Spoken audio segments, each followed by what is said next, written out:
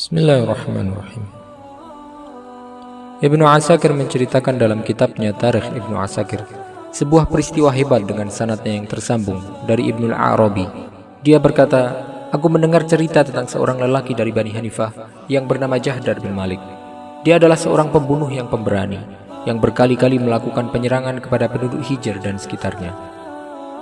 Hingga kabar tentang hal ini didengar oleh Hajjaj bin Yusuf As-Saqafi, yang kemudian Hajjaj menindaklanjutinya dengan mengirimkan surat kepada gubernur Yamamah, menegurnya karena perbuatan yang dilakukan Jahdar di wilayahnya.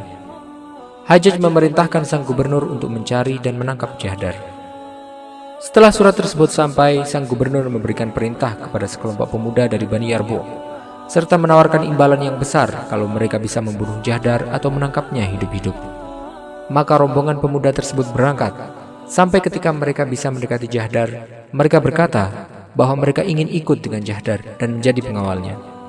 Jahdar pun percaya dan menerima mereka. Hingga setelah mereka bersama Jahdar, mereka pun menyerang Jahdar dan mengikatnya, kemudian membawanya kepada sang gubernur. Sang gubernur kemudian mengutus mereka untuk membawa Jahdar ke hadapan Hajjaj. Setelah sampai di depan Hajjaj, Hajjaj bertanya kepada Jahdar, "Siapa kamu?" Dia pun menjawab, "Aku adalah Jahdar bin Malik." Hajjaj bertanya lagi, "Apa yang mendorongmu untuk melakukan tindakan kriminalmu?" Dia menjawab, "Keberanian hati, acuhnya penguasa, serta beratnya hidup." Kemudian Hajjaj bertanya lagi, "Apa yang kamu dengar sampai menjadikanmu berani seperti itu?" Dia pun menjawab, "Seandainya Tuhan memilihku, maka Tuhan akan mendapatiku penolong yang terbaik dan kesatria yang paling pemberani, serta aku adalah rakyat yang paling baik dalam memberikan nasihat. Hal tersebut dikarenakan aku mampu untuk mengalahkan semua kesatria yang aku temui." Hajjaj kemudian berkata kepadanya, "Kami akan melemparkanmu ke dalam sebuah lubang bersama dengan seekor singa ganas yang buas.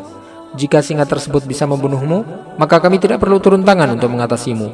Tapi jika kamu bisa membunuhnya, kami akan membebaskanmu." Jahdar menjawab, "Semoga Allah memberikan kebaikan kepada Tuhan. Tawaran yang Tuhan berikan amatlah besar, tapi ujian yang diberikan juga tak kalah besarnya." Hajjaj kemudian berkata lagi, "Kami tidak akan membiarkanmu untuk melawan singa tersebut kecuali dalam keadaan tanganmu terbelenggu dengan rantai besi." Maka Hajjaj setelah itu memerintahkan kepada pasukannya untuk merantai tangan kanan Jahdar dan diikatkan ke lehernya, kemudian dimasukkan ke dalam penjara. Al-Hajjaj kemudian mengirimkan surat kepada Gubernur Kaskar agar dikirimkan seekor singa yang buas. Singa tersebut dikirim menggunakan sebuah kerangka yang besar. Setelah singa tersebut sampai, Hajjaj memerintahkan agar singa dimasukkan ke dalam lubang dan dibiarkan kelaparan selama 3 hari. Kemudian Hajjaj setelah itu memerintahkan untuk membawa Jahdar dari dalam penjara dalam keadaan tangan kanan dibelenggu ke lehernya. Kemudian dia diberi sebuah pedang. Jahdar mau tak mau harus menggunakan tangan kirinya untuk memegang pedang tersebut, yang mana dia tidak terbiasa menggunakan tangan kirinya. Hajjaj dan para pengawalnya duduk menyaksikan apa yang akan terjadi pada Jahdar. Setelah Jahdar dan singa tersebut berada di lubang, sang singa melihat dengan tatapan buas kepada Jahdar, kemudian mengaum dengan keras. Sang singa pun berlari ke arah Jahdar. Ketika singa tersebut berada di jarak yang dekat, singa kemudian melompat dengan lompatan yang kuat ke arah Jahdar. Jahdar kemudian berhasil menghalau singa tersebut dengan pedangnya. Jahdar menikam singa dengan tikaman yang kuat, hingga akhirnya singa tergeletak seperti sebuah tenda yang roboh diterpa angin. Jahdar pun terjatuh karena saking kuatnya lompatan singa tadi. Hajjaj yang menyaksikan tontonan tersebut terpukau dengan kekuatan dan keberanian Jahdar.